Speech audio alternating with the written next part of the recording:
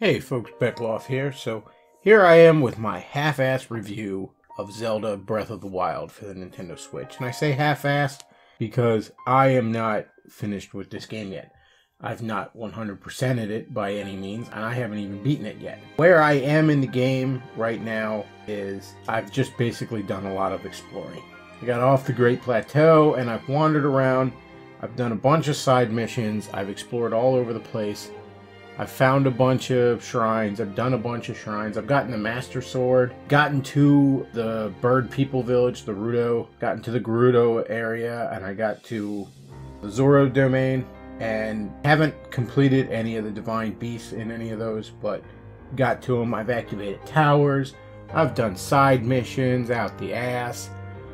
I've even poked around in the castle a little bit. Got myself one of the nice fancy Hylian shields, I guess they're called. A few other fancy weapons in there.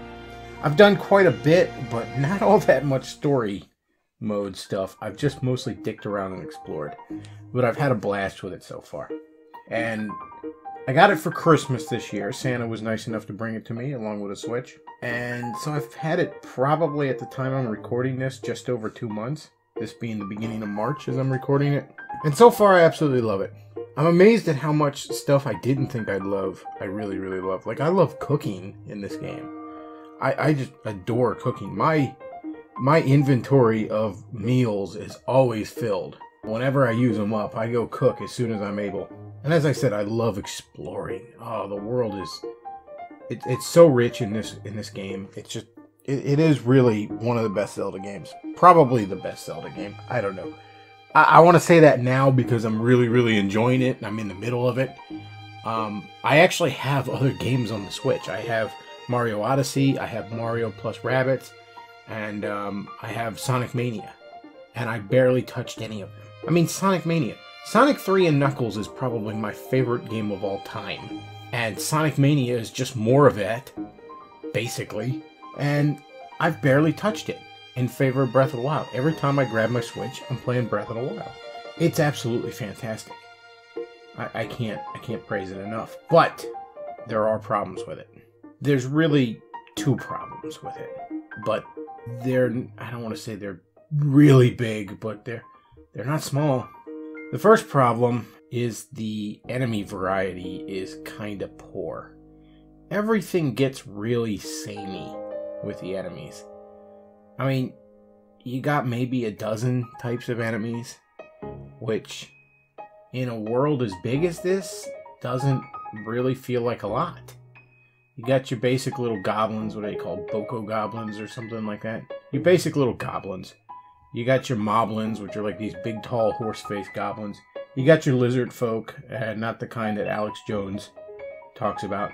You got your little slime creatures, which feel a lot more... They feel like they're at a Dragon's Quest more than Zelda.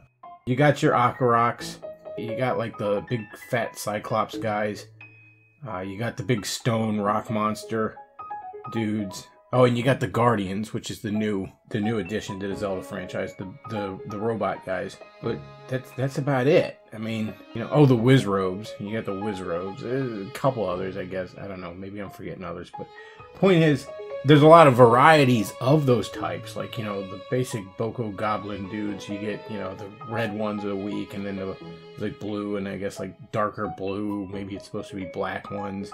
They usually have like tribal paint on them. For the lizard ones and the slime guys and stuff like that, there's like elemental versions where it's like there's ice versions, there's electric versions, there's fire versions. Oh, and the bats, there's bats too. Same thing with them. Like I said, it all gets kind of samey. It's just not enough variety for a world this big. It really doesn't feel that way.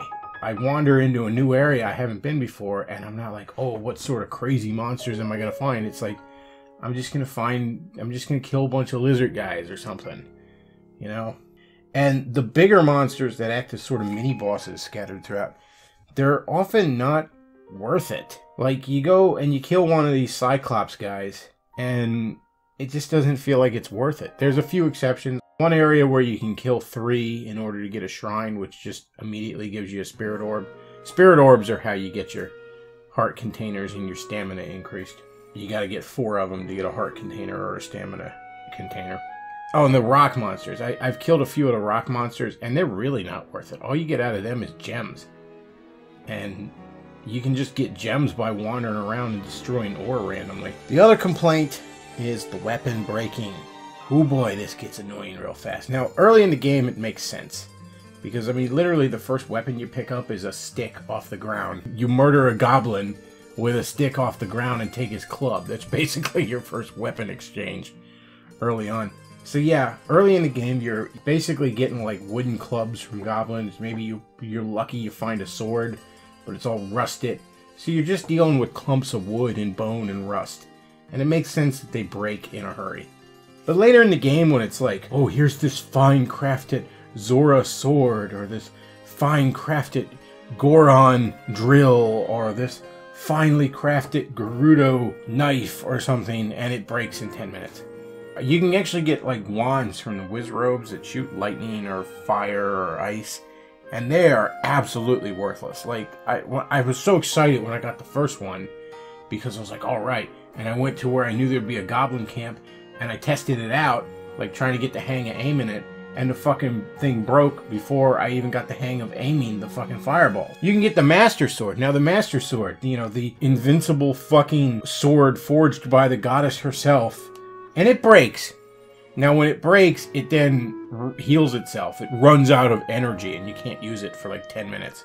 But it breaks. When you get good weapons, you're like afraid to use them because they break like immediately. I get it. I get like early in the game stuff should break immediately, but the weapon breaking thing isn't a bad idea. It's just they went overboard with it in a big way. And that's one of the bigger complaints. I mean, it gets really fucking annoying to deal with the weapon breaking thing. You find this great weapon and it's toast before you can even get used to it. That said though, all in all, I'm really, really enjoying this game. I am absolutely addicted to this game. This game, it is the lion's share of my free time right now. Not that I have a great deal of free time right now, but it is the lion's share of it. I absolutely love it, and I can't recommend it enough. I'm barely anywhere in this game, really, when you get right down to it. I've just done a whole lot of dicking around and exploring. I haven't even completed one of the Divine Beasts story mode thing, which if you don't know exactly what that's referring to, I'm not going to spoil you on the story aspects. Oh, the other thing I forgot to mention that I absolutely love, and I've heard people bitch about it, and I don't know what they're talking about. I love the voice acting in this game, particularly the actress that plays Zelda. Open your eyes. I really, really like her, and you get a real feel of this kind of put-upon nerd girl who's sort of trapped in the shadow of her birthright, her responsibilities of her birthright, trapped in under the weight of it, I should say. And I find it really interesting. There's sections in the game where, because Link doesn't have his memory, typical JRPG plot thread, when he's revived, but there's areas you can go that will jog your memory and you'll get a flashback sequence. And those are really cool to go find. That's another thing I've done a lot of exploring of. But like I said, all in all, absolutely great game. I could ramble on about the positives of it forever, and a lot of people have. I just wanted to get out there and really emphasize a couple of the downsides, because everyone wants to suck this game's dick right now. And rightfully so, but it's not perfect. And I did want to emphasize that. But all in all, I can't recommend this game enough.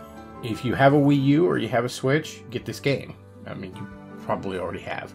But this game alone is worth getting the Switch for. I will probably get easily a year's worth of entertainment out of this game. Like I said, I've had it for 2 months, barely scratched the surface in a lot of ways. So yeah, that's all I got for tonight, folks. I hope you enjoyed my half-ass review of a game I've barely gotten anywhere in. And thanks for listening. Beckloff out.